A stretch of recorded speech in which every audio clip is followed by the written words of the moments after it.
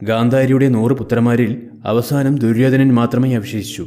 ഒരു മന്ത്രമുപയോഗിച്ച് ദുര്യോധനൻ തടാകത്തിലെ വെള്ളത്തിനടിയിൽ അപ്രത്യക്ഷനായി.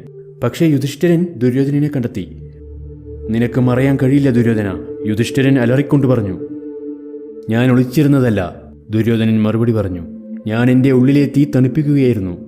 ലോകമിപ്പോൾ നിങ്ങളുടേതാണ്. എല്ലാം എടുക്കുക, എല്ലാം. നിങ്ങൾ വിജയിച്ചു. ഓ, അത് വലിയ കാര്യമായി. അന്നു നീ എന്താണ് പറഞ്ഞത്?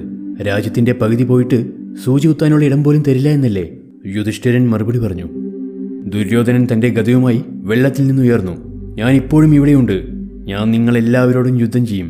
അവൻ ദേഷ്യത്തോടെ അലറി. ഓരോരുത്തരായി വരൂ. നീ അഭിമന്യുവിനോട് എന്താണ് ചെയ്തത്? യുധിഷ്ഠിരൻ ദുര്യോധനനോട് ചോദിച്ചു. നിങ്ങൾ ചെന്നായ്ക്കളെ പോലെയല്ലേ അവനെ ആക്രമിച്ചത്? എന്നാൽ ഞങ്ങൾ ധർമ്മത്തെ ബഹുമാനിക്കുന്നു. ഞങ്ങൾ നീ ചെയ്തതുപോലെ കൂട്ടമായി വന്ന് നിന്നെ ആക്രമിക്കില്ല. ദുര്യോധനൻ ആദ്യം ഭീമനെ വെല്ലുവിളിച്ചു. അവർ യുദ്ധം ചെയ്യാൻ തുടങ്ങി. താൻ പ്രതിജ്ഞ ചെയ്തതുപോലെ ഭീമൻ ദുര്യോധനന്റെ തുട തൻ്റെ ഗദ കൊണ്ട് തകർത്തു. നിലത്തു വീണ ദുര്യോധനന്റെ ചുറ്റും ഭീമൻ സന്തോഷത്തോടെ നൃത്തം ചെയ്തു. മതി, യുധിഷ്ഠിരൻ പറഞ്ഞു.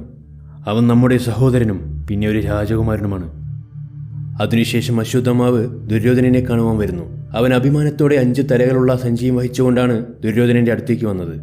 ഞാൻ പാണ്ഡവരെ കൊന്നു, അവൻ സന്തോഷത്തോടെ തൻ്റെ പ്രിയ കൂട്ടുകാരൻ ദുര്യോധനനോട് പറഞ്ഞു. ദുര്യോധനന് അത് വിശ്വസിക്കാനായില്ല. കാണിച്ചു തരൂ, അവൻ ആകാംക്ഷയോടെ പറഞ്ഞു. ആദ്യം എനിക്ക് ഭീമന്റെ തല തരൂ. അശ്വത്ഥമാവ് അതിൽ നിന്നും ഒരു തലയെടുത്തു കൊടുത്തു. ദുര്യോധനൻ അതെടുത്ത് തൻ്റെ വിരലുകൾക്കിടയിലൂടെ ചതച്ചു. ഇല്ല, ദുര്യോധനൻ പറഞ്ഞു. ഇത് ഭീമനല്ല. അത്ര എളുപ്പം അവൻ്റെ തല തകർക്കാൻ എനിക്കാവില്ല. നീ ആരെയാണ് കൊന്നത്? അപ്പോഴാണ് അശ്വത്ഥമാവ സത്യം തിരിച്ചറിഞ്ഞത്. താൻ ദ്രൗപദിയുടെ 5 പുത്രന്മാരെയാണ് കൊന്നത്. ഇവർ പാണ്ഡവരായിരുന്നില്ല എന്ന്. ഞാൻ യുദ്ധത്തിൽ തോറ്റു, ദുര്യോധനൻ ആഹ്ലാദത്തോടെ പറഞ്ഞു.